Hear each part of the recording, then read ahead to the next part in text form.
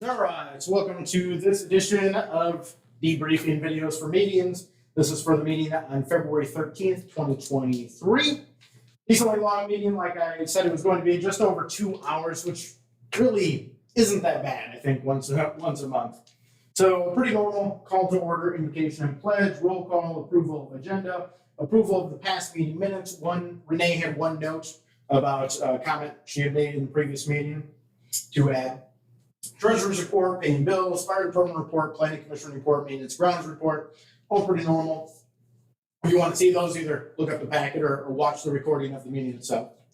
Public comment, we had one comment, someone inquiring if they were supposed to be at a planning commission meeting. This was not a planning commission meeting, and so there was someone that had something there for the last meeting and no one showed up for it. So that was discussed. Next, we had our decision items. The first one was the land bid opening for a piece on Russell Road that sold for $11,031. Then we had the Choice One bank accounts, removing a former employee off of there. That went through. The land sale policy corrections, that went through. And then Lee pointed out that even though we were correcting typos, there was actually one more typo in there to correct. So found that as well. Hopefully there's no other typos. There probably is, though. Very hard to catch all those. Next, we have the annual meeting resolution. So that is set for March 18th at 2 p.m. It'll start at 2 p.m. It'll be the annual meeting of the electors, which is where the electors, if you're an elector in the township, you can vote in the township. You can show up to the meeting and you get to vote on whether the salary resolutions, the salary raises in this case, for the supervisor, clerk, and treasurer are going to be approved, right? So all the electors vote on that. The trustees are staying the same, so you can vote to try to increase them, I guess, but not to not have a raise. Cemetery rates resolution. And then the next was the official salary resolutions. That was all of those. The supervisor, clerk, treasurer, trustees. The supervisor, clerk, and treasurer went through at $45,000. The trustees at $5,000. Then we had the cemetery rates resolution. It was brought up that maybe Tracy should look at reviewing it a little more. She said she would reach out to some organizations, but because our rates have already been increased, the rates were being charged, then it makes sense to pass this resolution as it is, and that was passed. Next, we had the board review members. We had 5 people in total. That information in the packet that they'd sent me on there for that. 2 of them had shown up. And so the motions were made first for Randall to be the full member, and then for Brian to be the alternate, and both those went through. Next, the water policy board member. And this ended up being, Tracy had been the alternate on that board, and she said she was willing to be the full member, so she is on there. So she was the alternate, eliminates the alternate, which means we might see that again next month, see how that goes, but small thing. So Tracy's on that board now. We had the Central Road hearing in Resolution 2. So we had the one objection that was written, sent to me before, emailed to me before, I had included in the packet at that time. We had various people speak, several people speak about having multi-parcels and therefore being charged per parcel, that the amount was happening, that if parcels got eliminated from someone objecting, the board changing the list, and that money gets redistributed. It doesn't change the price of the project, obviously. So that money gets redistributed to people. Decent amount of discussion there. In the end, a motion ended up being made and passed for postponing it till next month. Now the hearing portion is concluded because we had that here, but the resolution wasn't passed. The resolution was postponed, and we'll see that again next month and see how it goes.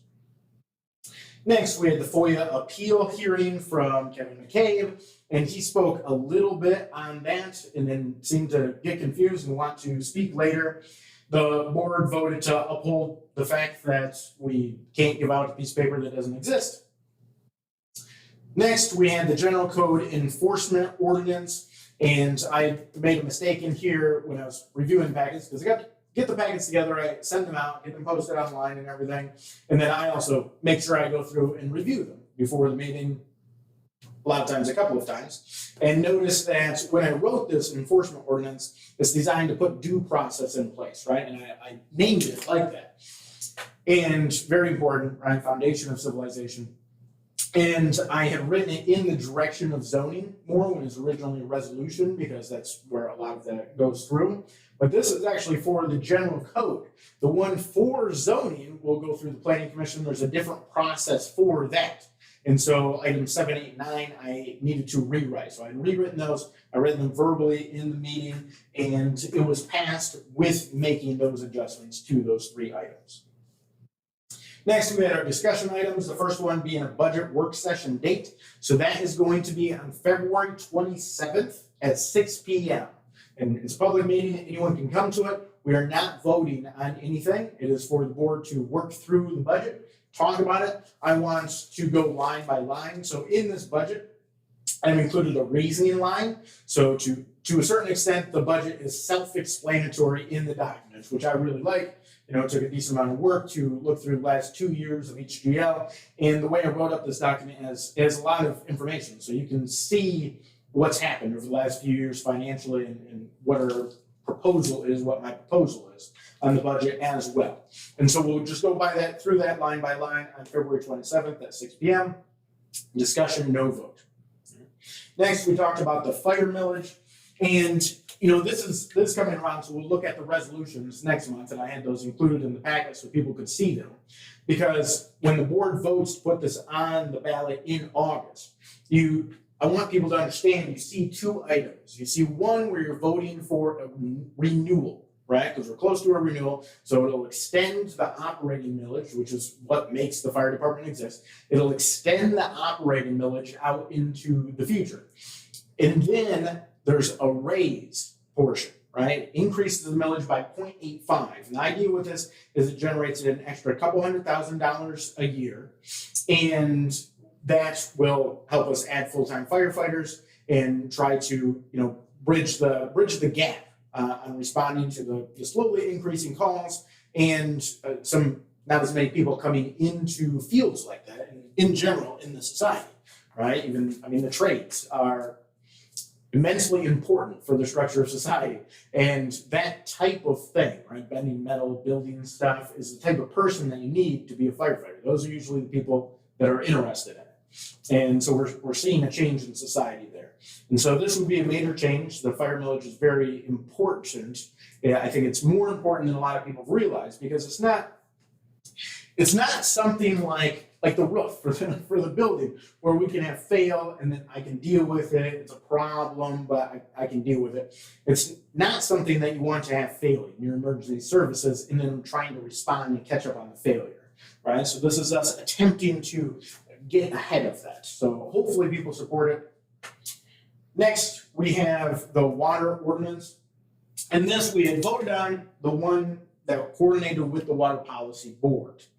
And then through all of that, working on what the contract actually says between the different municipalities that are on that board and what we potentially could do. The lawyer disagreed on the direction that I thought would make sense to make adjustments, but I actually like the lawyer's proposal. And so that can be a discussion item at the water policy board. Tracy's on that board now, about if that would go through, if it would cause any issues with the other municipalities, if it would result in a lawsuit. But I think I've left it on really solid footing. I believe so. And so I think that can probably come back and get passed here. And at some point, we'll see how it goes. Next, we had the Spark Beagle Park project, and this is going well. Christy's really leading the effort and organizing things. We had a meeting to plan out some proposals, what the proposal will be, in an attempt to get the grant. She has been able to get quite a few letters of support from the area, and so that's been good. We'll see a resolution on that next month. Next, we have the Township Hall roof, obviously the repairs that we've been working on before. It's just too extensive. So it was shorting it. If it would have worked, it would have been great to last for a few years. It didn't work wonderfully.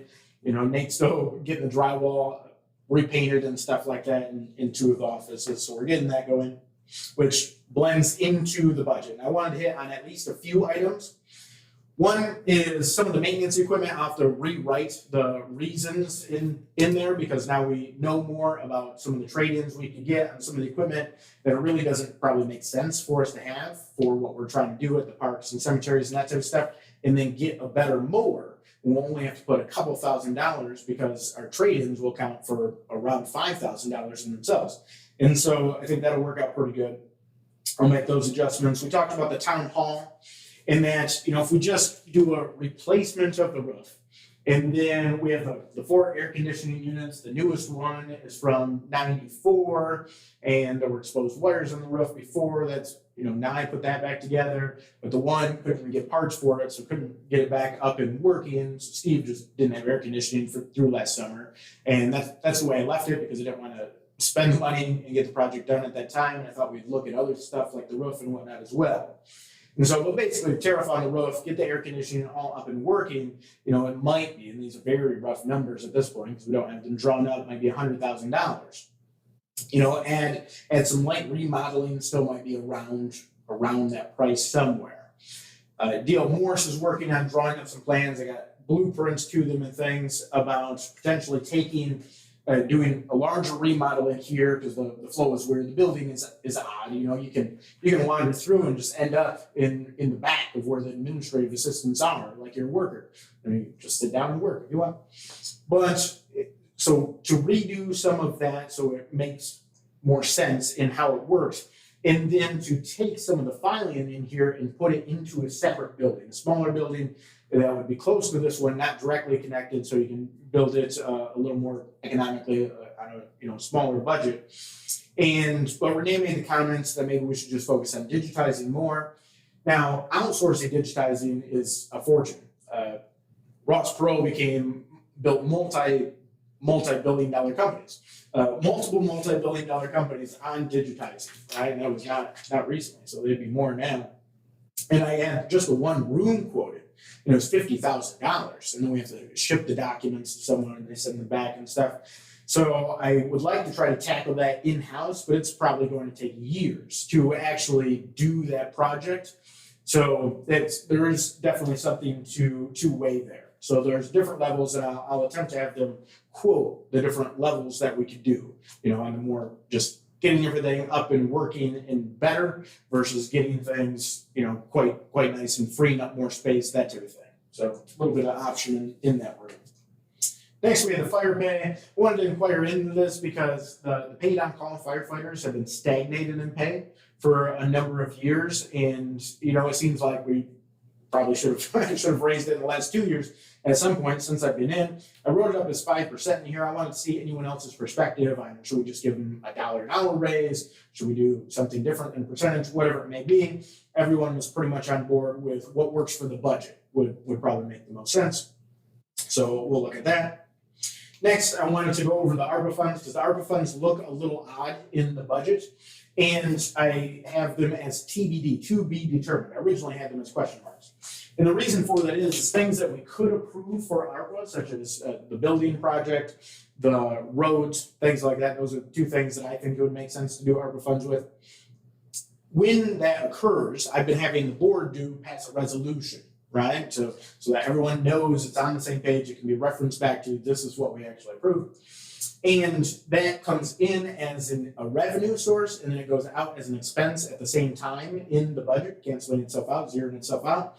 So the building projects, the road projects that we're looking at, that we're working on, planning for, those are just included in the budget. If we approve as a board those to be ARPA, then you add a revenue and expense line in the ARPA accounts. So, and then obviously the budget gets adjusted for that. I'll probably look at adding page numbers. I check with auditor on the TBD. I keep notes as I'm leading up to the meeting, and then I sometimes keep some notes in the meeting, and then I look at the video, rewatch it afterwards, and keep some notes so I can shoot a debriefing video too. So it ends up a little mixed down here. In the second public comment, we had more discussion over the road project. It became a little more general about roads in the state and that type of thing. Rachel gave an update on the library that they're seeing the usage increase again by quite a lot. And then Al had some questions about the water And so I think some stuff got clarified there, which was good. And then we were back around to Kevin McKay. And the guy is interesting. He was talking about if I can ignore him. And there's two people that I've gotten up to ignoring. One is Ricky Hobby, and he has death threats against me and all of that type of stuff. And so usually takes these out. And I spend a bunch of time out on his property talking to him, trying to work out deals, make a special court amendment. I tried to go above and beyond to work with people, and then they still just lie to you and threaten you, and eventually you can work up to where I ignore you. So we have that one. And then we have McCabe. He's the only other person over the last 2 years that I've been in office that I've started ignoring. So I guess I'm at the pace of about one a year of people that are just crazy enough that they are a waste of time. And McCabe, I'm probably the nicest politician he's ever worked with, or the most cooperative. Because he complains and he tries to cause problems. If there isn't a problem, he tries to cause one. If there is, which a lot of times there is with the governmental stuff, governmental workings, and the nature of life and existence, then he tries to make it worse. Of course, he's just one of those people. And when he's talking about looking at reports and stuff, there's a computer you can use for free up at the county for assessing, and you can look at everyone's tax record cards. Also, I offered multiple times to come in at any time he wanted, right? I was like, I'll do 12 hours on Saturday. If you want whatever you want, we can look at them together on my computer. You can also look at them online. If you're looking at your own property, it's free. If you're looking at someone else's property, then it's $3 a time because BSNA charges that. And it would cost us several $1,000s per year to make that free for a service that not too many people use, maybe realtors looking at specific properties, that type of thing. And wasn't satisfied with all that, made all sorts of excuses, crazy stuff, and because just trying to cause trouble, trying to get someone. He's always trying to entrap someone, all right? It's this constant thing. And so I literally took a bunch of time and effort because record cards for taxes are public. And his sentiment at the time, he was lying, of course, as McCabe does. But his sentiment at the time is that he wanted to compare other people's tax records with his to see if his house was being taxed correctly. That's extremely reasonable. Why you would need all of the tax records in the township, I'm not sure to do that. That obviously doesn't make sense. And obviously, in hindsight, he was lying, right? And so I took a bunch of time and effort, generated 25 separate reports because they were so large, and sent him 16,730 pages. 16,730 pages for the tax record cards because that's how many there. That's how long they were. So I put them into a cloud, a shared drive, and then emailed the links to him. And hopefully didn't download them because as it turns out, what he actually wanted to do was stalk a bunch of people and then try to report them for any type of building, zoning violation, anything he could possibly report people for, which this largely grows from he plays right on the edge of tax fraud. And so there was a house he was building up near the Village of Lakewood Club, and he wasn't in it because he was still working on it before the date, the cutoff date for tax assessing. And so the assessing department had marked it that he wasn't living there, so he doesn't get his principal resident exemption, his PRE, and which is reasonable. Now, if you disagree with that, if you're like, I was living there, I got my permits and stuff, and I can show that I was living there. You can appeal it to the tax tribunal. He knows all of that. And so, but because he's playing on this edge, he is trying to pressure me. I mean, he even left me a voicemail that he's going to go around and report my neighbors for things. And then he sent in a request to have me sign off for a 100% tax exemption for his PR. So he's just trying to coerce me into doing these things. And then because I wouldn't do that, he's ramped up and he's harassing the fire department.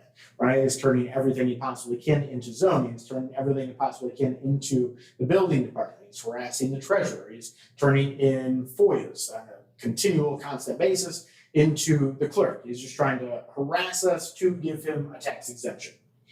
All right, and I mean, obviously, I'm not going to cow to something like that. It would be ridiculous, right? I had a guy in here today offering me. He was kind of joking, and really it was he's dealing with something else out in Holton, but immediately came to mind when he wanted to manipulate me to bribe me, right? So you get bribery, blackmail, and death threats, and these types of coercion and stuff. And well, we wonder why anyone doesn't want this job. So whoever gets it, good luck. Next, on my article on leaving office, where I gave my direct line at the office and my email here for someone that wants to fill in the role, I have had 0 inquiries. I had 1 inquiry before that, but since I put out that article offering to show anyone, how things work and whatnot, I've had 0 fresh inquiries. I've had 1 previous supervisor mention that they might be interested. So McCabe has even found a false police report for John, the assessor that comes into the office, right? We have a contract with the county, so there's an assessing department, and there's people that work under the assessors. John comes into the office at least once a week, often, sometimes a couple of times a week, and then he goes out and does his inspections throughout the other parts of the week. And I actually had to call McCabe and threatened. He was like, I'm gonna turn you into the cops. I'm like, go ahead, right? You can do that. It's pointless. You're making a false police report, but nevertheless, you can do that. And so, and he didn't want to, and I was on a phone call with him, spent hours and hours on phone calls with him, and he eventually said, like, are you a man of your word? Like, are you going to do this, or is this an empty threat? I don't like empty threats. Like, make good on the threat, right? And so he eventually did call the police. And I got a call from the sheriff's office, and he turned in John for impersonating himself, right? So it's a false police report. So he's doing a bunch of stuff like that. So that's the McCabe situation. And, I get that some people don't like seeing that type of stuff. I think it's a bad image and whatnot. I think it's a worse image to shut that type of thing down, because people should be able to say their piece.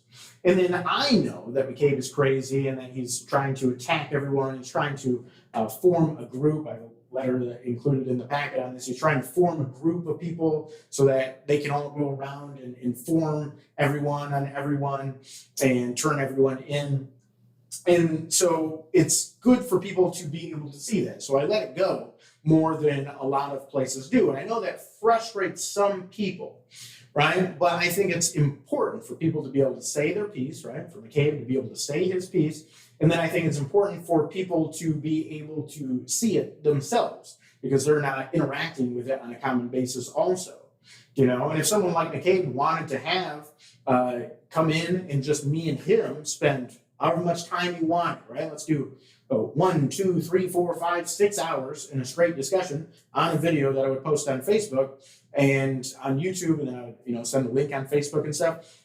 I'm fine with that, right? But previously, I put McCabe as a specific issue, because he'd been complaining about a bunch of stuff, as a specific issue on the agenda, and then sent it personal email to him, and then he didn't come to that meeting, of course, right? So he plays these games. And he's just not willing to have the debate, because he's really just trying to cause trouble. That's why he gets up and he says stuff like, in case this piece of paper was deleted. Literally, it probably works on a lot of politicians, because a lot of politicians don't make 151-page packets, and they don't record and post things, and they don't really say what they're thinking on a bunch of stuff. But the stuff he was saying about the one picture and his appeal, I just put them in the packet, and then I post it online. And if you want to see it, you can go look at it as well, right? So trying to sow this idea that something's being hidden, I think it probably works in a lot of circumstances. And I think him trying to coerce me probably works in a lot of circumstances. But I'm not going to be coerced, and then I release a ridiculous amount of information. So that really doesn't work either. So I don't think he knows what to do with that, other than try to, come say crazy stuff. I think that, which, hey, fine. That's his tactic. It's very interesting. And so that's what it ended with, decent amount of stuff here, and we're right in budget season. So a lot of stuff happening. If anyone has any thoughts, comments, ideas, questions, concerns, feel free to reach out to area code 231-332-6700 or supervisor@daltontownship.org. Otherwise, this is Jeff Martin signing off until the next time.